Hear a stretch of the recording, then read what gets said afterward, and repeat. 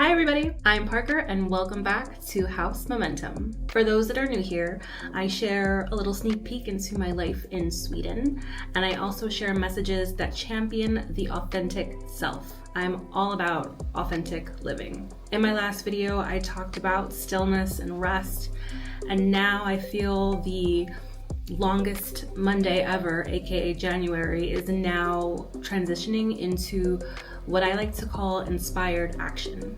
But we still had some rest because we need it. We are in the middle of wedding planning. I had no idea how much project management was going to be involved because we are getting married in Sweden. So my family in America is all coming here, very excited, but I'm tired. So we decided to mix a little bit of relaxation with work. It's all about balance, right? We were already heading to Stockholm recently and decided, we're going there for work, but let's kind of also relax and enjoy ourselves, have a treat yourself moment. And that's exactly what we did. We spent a few nights at the Yasuragi Hotel in Stockholm, and it was amazing. It's a Japanese inspired sanctuary that is just that. It's a sanctuary. If you need a sanctuary to get away and just connect with yourself and you're in Stockholm, I highly recommend visiting this Japanese retreat, because that's what it was to me. This was just like a retreat moment. I'll share a little bit about our stay, this amazing 7-course meal that we had, and what business we did end up in that was completely random and unexpected and unplanned, because I love those things, while we were in the city in Stockholm. We had a standard room. The room was beautiful. We did stay here previously one time last year and had more of a traditional Japanese style room with the lower beds, very minimalistic. But this time I was adding treatments, and we're on a budget where we are getting married. So we decided to stick with the standard room, but it was still very nice. What I really like about this spa is that they really make an effort to bring the outdoors in.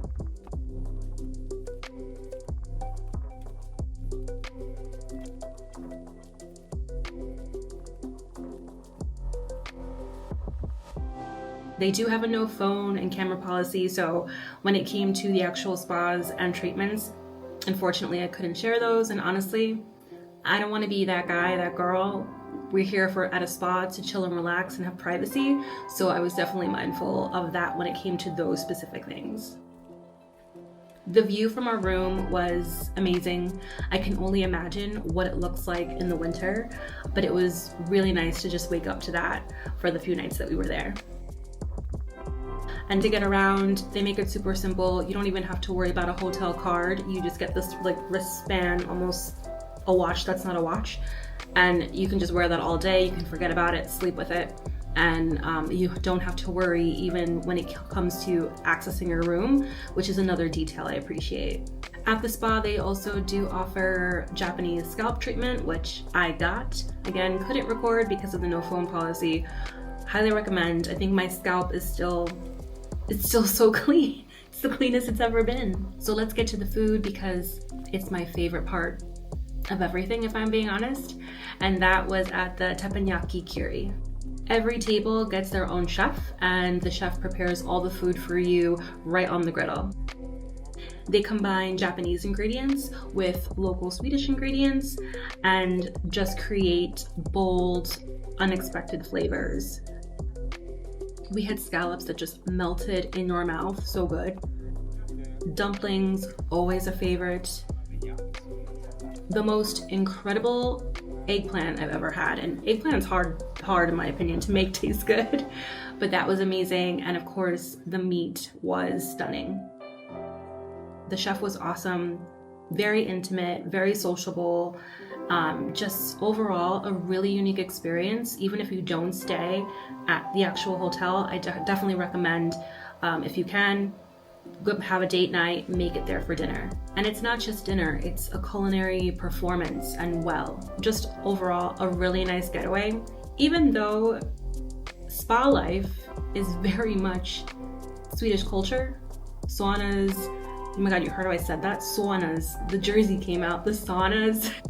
The cold plunges, all of that, the steam rooms. I love that that's part of the Swedish culture, because give me a spa day any day, I've subscribed.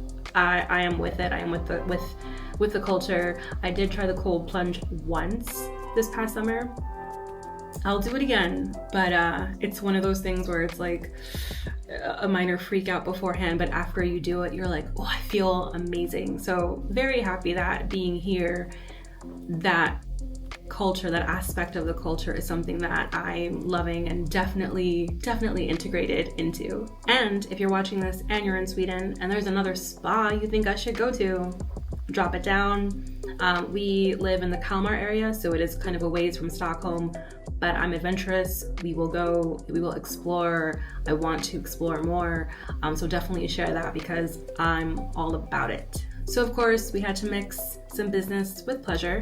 So after our amazing time at Yasuragi, we headed into the city center. I got to catch up on some writing while Jonathan headed out first to the hackathon. I'm writing a legit novel, which I will finish and submit for publishing this summer. That is my goal. And I'm also working on an ebook. I get asked all the time, like, how did I end up in Sweden? How did I make so many life changes? Some of which I have yet to share here. And I've really broken down this inner practice, this inner playbook, if you will. You always hear about manifesting and all this, but I believe cultivating the life that you want is a co-creation job. So I'm putting that together in the ebook and I will share that next month. At the hackathon, we collaborated with Sophie Marin, who is the founder and CEO of Art Dynamics in Stockholm. They created, especially Jonathan, who is a tech master, a VR art gallery experience. And this was done in 24 hours. It was really nice to be around a lot of other creatives, and I got to capture their experience, capture the fruits of their labor, their work, and hopefully we can amplify this in the area. What I love about this project is that very often when you hear VR or AI, a lot of creatives, even myself, get a little worried that your job is going to be taken or it's taking away from your creativity. The purpose of this project that they worked on was to actually enable and help and empower the artist, especially those who don't have the means to rent a space for a gallery and put their art out there or travel to certain places and get their name out there. This experience puts your art front and center in a space that you can put, in a digital space that you can put anywhere.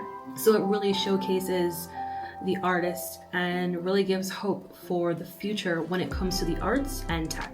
Overall, the weekend was very much a balance between relaxation, rest, and then inspired action. Our biggest breakthroughs come from moments of quietness. I think I made more progress in my work, dished out an ebook like nothing, because I honored myself to be still, to be quiet, to hear myself, to hear my higher self. But now I'm feeling, especially as we're transitioning into February, there's a different energy now. Maybe it's the Aquarius time that we're in, where it's just kind of getting more creative and more inspiration. Now I'm feeling the transition to a lot of action, which I'm very excited about because January has been way too long. Here, I talk a lot about being in alignment, and in order to do that, you need to balance both. You can't always be go, go, go, because that's usually when whatever you put out you're not happy with, or it's because you just wanted to push out some content or you just wanted to do something rather than doing things that are more meaningful. The inspiration will come, and that's when you know it's time to act. That's why I like to call it inspired action. You're not just going, you are only doing it when you feel called, but in order to do that, you have to be rested and quiet to actually hear those ideas, receive them, and then take them forward. So if there's anything that you get from this video, it's definitely a reminder to balance both. Thanks for being here. Thanks for taking a sneak peek in my life, and I will see you next time. Thanks for watching.